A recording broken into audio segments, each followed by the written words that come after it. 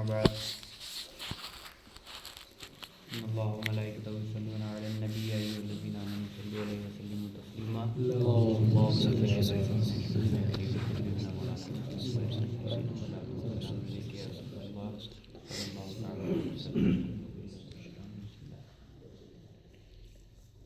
نماز کی فضیلت کے تعلق سے بیان چل رہا تھا، اسی میں آگے ہے فرمان الہی ہے فاعبدوا اللہ مخلصین لہ الدین، پس اللہ کی عبادت کرو اس کے دین کو خالص کرتے ہوئے۔ ہم نے سب سے پہلے علم کا تذکرہ کیا تھا۔ علم کی 3 قسمیں ہیں، ایک یہ کہ وہ فرائض اور سنن سے مراد سنتیں، اور سنن کو علیحدہ علیحدہ سمجھتا ہو، مطلب فرائض کو الگ سمجھتا ہو، سنن کو الگ سمجھتا ہو۔ وضو میں فرائض کیونکہ اس کتاب میں پہلے گزرا ہوگا اس لیے انہوں نے یہاں ایسا ذکر کیا ہے۔ وضو میں جو فرائض اور سنن ہیں انہیں جاننا، کیونکہ یہ نماز کے مکمل کرنے کا ایک واسطہ ہے، اور شیطان کے مکر کو جانتا ہو اور ان کے دفع کے لیے اپنی کوشش صرف کرے۔ یعنی اگر شخص نماز کا تو پڑھنے والا ہو اور وضو کے فرائض اور سنن نہیں جانے گا، وضو کا طریقہ نہیں جانے گا، تو وہ نماز ہی اس کی مکمل نہیں ہو پائے گی، کیونکہ نماز کے لیے شرط جو ہوتی ہے اس میں طہارت بھی ہے، ابھی پچھلے درس میں سنا تھا آپ نے۔ تو جب مکمل طور پہ فرائض اور سنن کے ساتھ وضو کرے گا تو وہ شیطان کے شر سے بھی محفوظ رہے گا۔ وضو 3 چیزوں سے مکمل ہوتا ہے۔ پہلا یہ کہ تو اپنے دل کو کینہ، حسد، عداوت سے پاک کرے۔ پہلا تو یہی ہے کہ دل میں آپ کے کینہ نہیں ہونا چاہیے، حسد نہیں ہونا چاہیے، عداوت نہیں ہونا چاہیے۔ دوسرا یہ کہ اپنے بدن کو گناہوں سے پاک کرے۔ تیسرا یہ کہ پانی کو ضائع نہ کرتے ہوئے اپنے اعضائے وضو کو خوب اچھی طرح دھوئے۔ بعض لوگ پانی اتنا بہا دیتے ہیں کہ اتنی ضرورت ہوتی نہیں، اس کا بھی خیال رکھنا چاہیے کہ پانی ضائع زیادہ نہ ہو، جتنی ضرورت ہو اتنا ہی استعمال کرتے ہوئے اپنے اعضاء کو دھوئے۔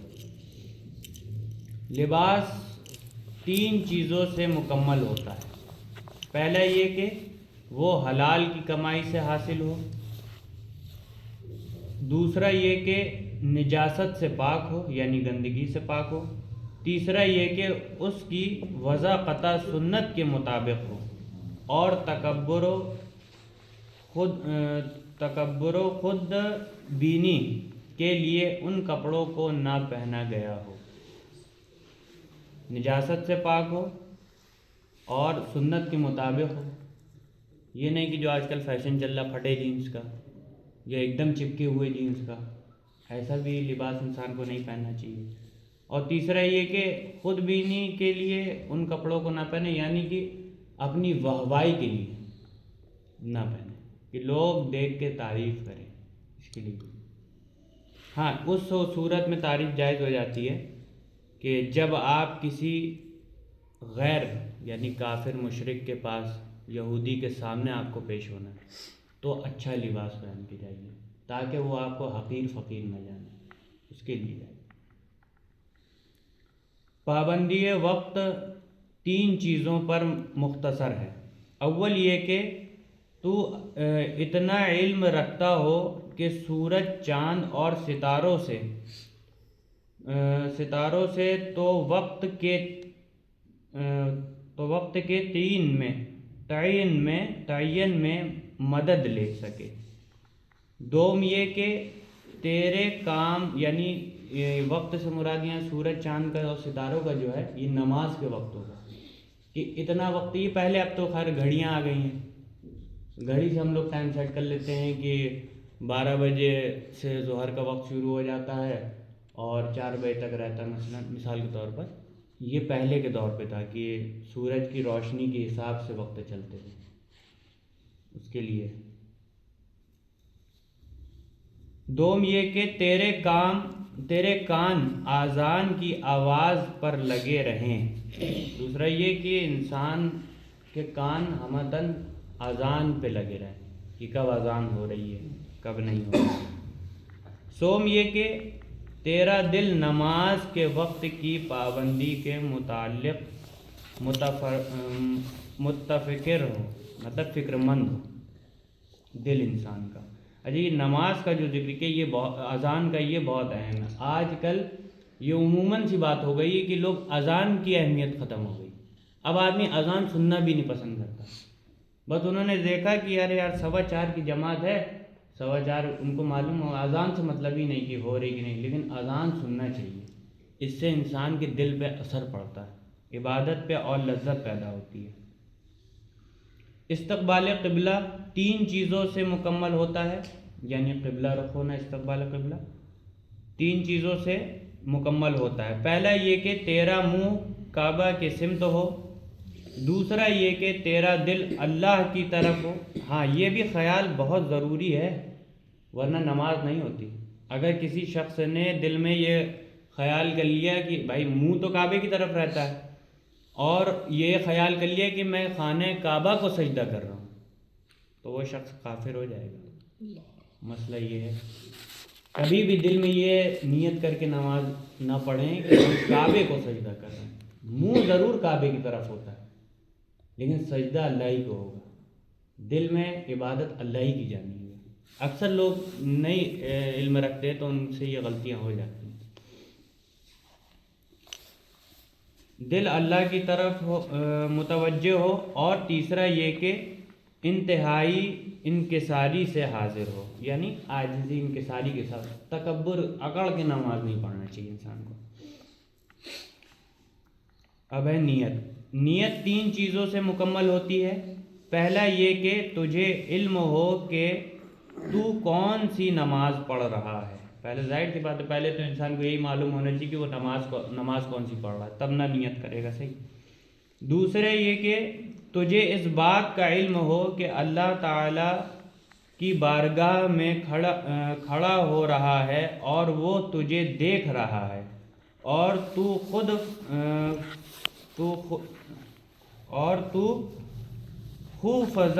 خوف زدہ ہو کر حاضر ہو. یعنی اس طرح حاضر ہونا چاہیے کہ اللہ ہم کو دیکھ رہا ہے اور ہم اس کی بارگاہ میں کھڑے تو ہمیں اس کے آداب کے ساتھ کھڑا ہونا، کسی شہنشاہ کی بارگاہ میں جیسے کھڑا ہوتا ہے انسان. تیسرا یہ کہ تجھے معلوم ہو کہ اللہ تعالیٰ تیرے دل کے بیدیوں کو جانتا ہے، لہٰذا تو اپنے دل سے دنیاوی خیالات ہر قسم کے ختم کر دے. انسان کا دل اللہ دیکھتا ہے. انسان تو نہیں دیکھ رہا کہ آپ کھڑے ہو نماز پڑھ رہے ہو، دیکھنے والا تو یہ سمجھے گا کہ آپ دل سے نماز پڑھ رہے ہو، لیکن اللہ سب جانتا ہے. تو جب بھی نماز میں انسان کھڑا ہو تو دل میں جو اس کے خیالات ہیں دنیاوی، اس کو نکال دینا چاہیے. تکبیر تحریمہ یعنی پہلی تکبیر بھی 3 چیزوں سے پایۂ تکمیل تک پہنچتی ہے. پہلا یہ کہ تم صحیح معنوں میں اللہ تعالیٰ کی بڑائی بیان کرو اور صحیح طور پر اللہ اکبر کہو. دوسرا یہ کہ اپنے دونوں ہاتھ کانوں کے برابر تک اٹھاؤ. بہت سے لوگ یہیں سے اٹھا لیتے ہیں، یہ بھی غلط ہے. تکبیر تحریمہ جو ہوتی ہے پہلی تکبیر، تو اس کو یہ ہے کہ انسان کے ہاتھ جو ہوتے ہیں نا، یہ تھوڑے سے انگلیاں کشادہ ہوں، ایک دم چپکی ہوئی بھی نہ ہوں، ہلکی ہلکی کشادہ ہوں، اور ان کا سمت جو گا یہ کعبہ کی طرف ہو، اور کم سے کم کان کی لو تک، یہ لو ہوتی ہے، لو تک ہاتھ اٹھانا چاہیے انسان کو. بھلے چاہے جتنی جلدی مار، بہت سے لوگ جلدی جلدی مارتے ہیں، رکعت چھوٹی تو سٹ سے باندھی، یہ غلط ہے. اس طرح تکبیر تحریمہ ہوتی ہی نہیں ہے. برابر تک اٹھاؤ. تیسرا یہ کہ تکبیر کہتے ہوئے تمہارا دل بھی حاضر ہو اور انتہائی تعظیم سے تکبیر کہو، یعنی تعظیم کے ساتھ تکبیر کرنی چاہیے، نہیں لپڑ سپڑ اللہ اکبر کہہ کے جلدی زبان نماز میں کھڑے ہو رہے ہیں ہم لوگ کو یہ خیال کرنا چاہیے۔ اب ہے قیام، یعنی کھڑا ہونا۔ قیام بھی 3 چیزوں سے کامل ہوتا ہے۔ پہلی یہ کہ تیری نگاہ سجدہ گاہ پر ہو، جب کھڑے ہوں تو ادھر ادھر سامنے اوپر نیچے نہیں دیکھنا چاہیے۔ بہت سے لوگ سامنے دیکھ کے نماز پڑھتے ہیں، بہت سے ایسے اوپر رہتے، بہت آنکھیں بند کیے رہتے۔ تو انسان کی نگاہ سجدہ گاہ پہ، جہاں سجدہ ہم کرتے ہیں تو وہاں نگاہ ہونا چاہیے جب انسان قیام کی حالت پر ہو۔ آنکھ بند کر کے بھی نماز نہیں پڑھنی چاہیے۔ اس کا ایسا نہیں کہ نماز نہیں ہوگی، ہو جاتی ہے، لیکن اس کے لیے علماء کرام فرماتے ہیں کہ آنکھ بند کر کے وہ شخص پڑھے جو تصور میں یا تو یہ خیال کر لے کہ خدا مجھے دیکھ رہا ہے، عبادت کی لذت میں ایک دم گم ہو جائے، اور یا نبی کا خیال ہو، تب آنکھ بند کر کے نماز آدمی پڑھے۔ لیکن چونکہ عام عرف میں انسان آنکھ بند کرتا ہے تو وہ کوئی اور خیالات میں چلا جاتا ہے، اس لیے انسان کو آنکھ کھول کے اور سجدہ گاہ کی طرف نگاہ کر کے نماز پڑھنی چاہیے۔ دوسرا یہ کہ تیرا دل اللہ کی طرف متوجہ ہو۔ تیسرا یہ کہ تو دائیں بائیں توجہ نہ کرے۔ قرات بھی 3 چیزوں سے مکمل ہوتی ہے۔ پہلا یہ کہ تو سورہ فاتحہ کو صحیح لفظ سے ٹھہر ٹھہر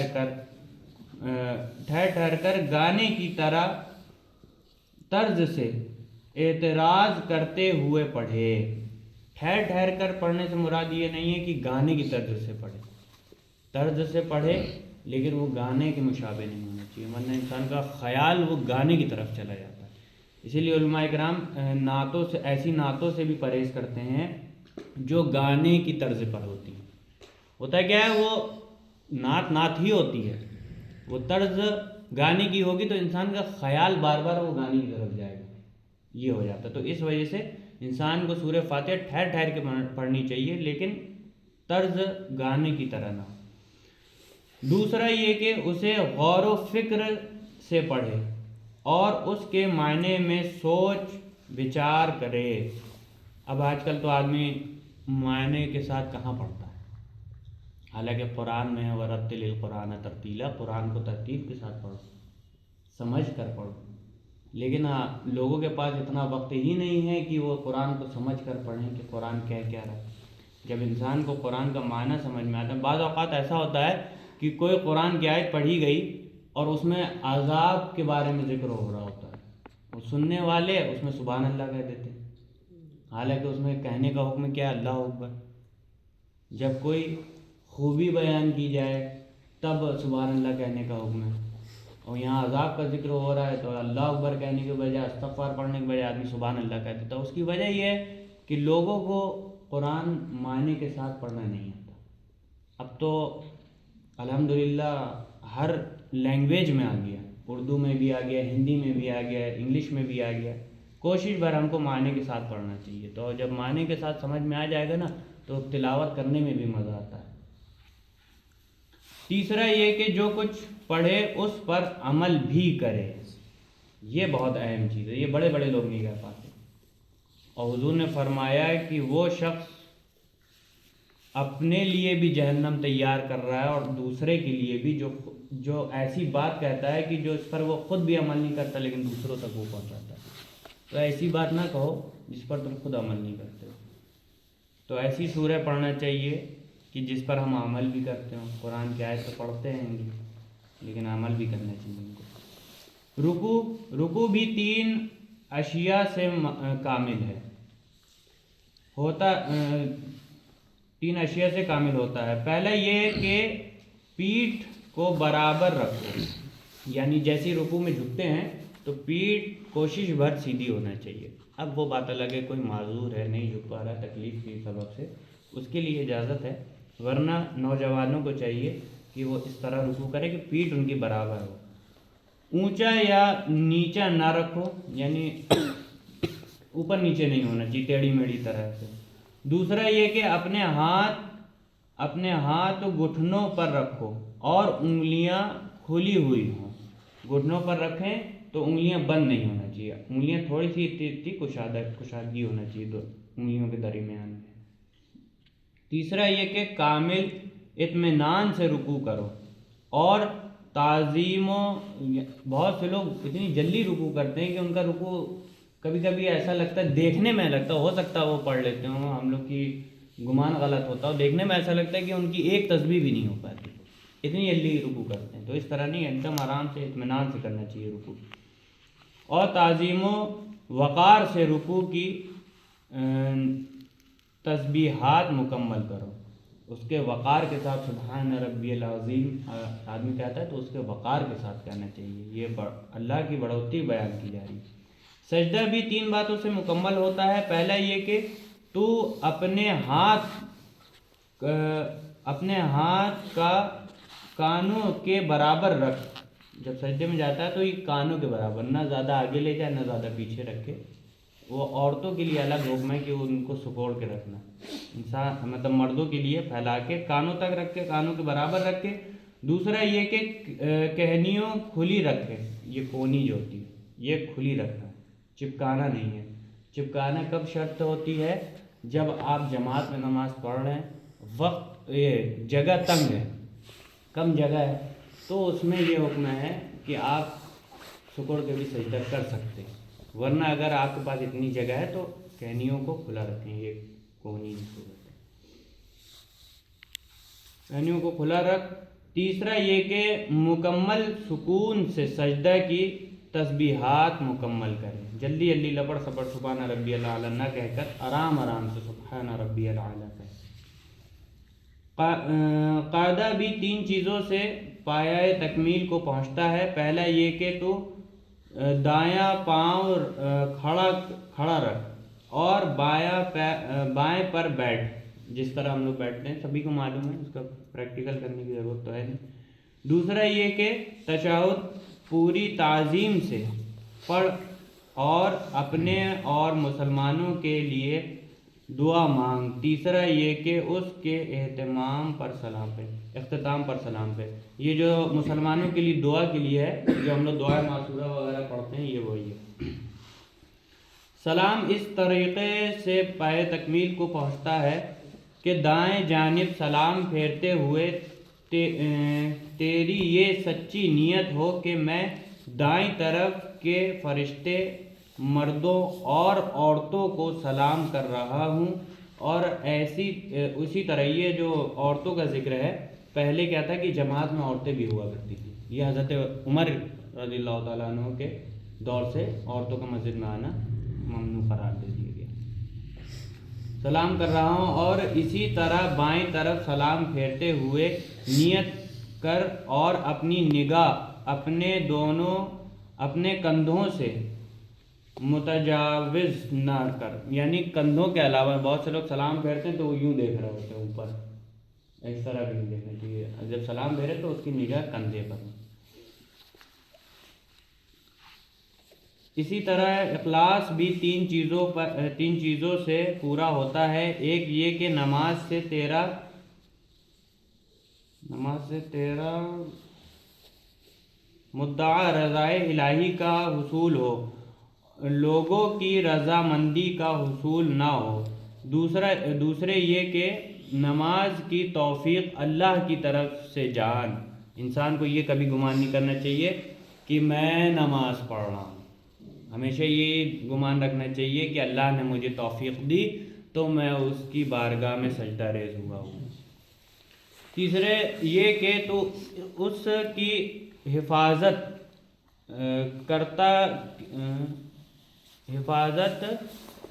کرتا کہ اسے قیامت کے دن اللہ کی بارگاہ میں پیش کر سکے۔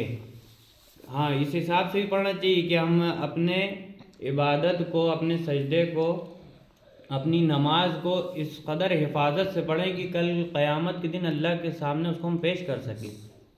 اب دل میں خیال کچھ تھا، عبادت کری، یہ لپڑ سپڑ عبادت کری، تو کیا وہ عبادت ہم اللہ کے سامنے پیش کریں گے؟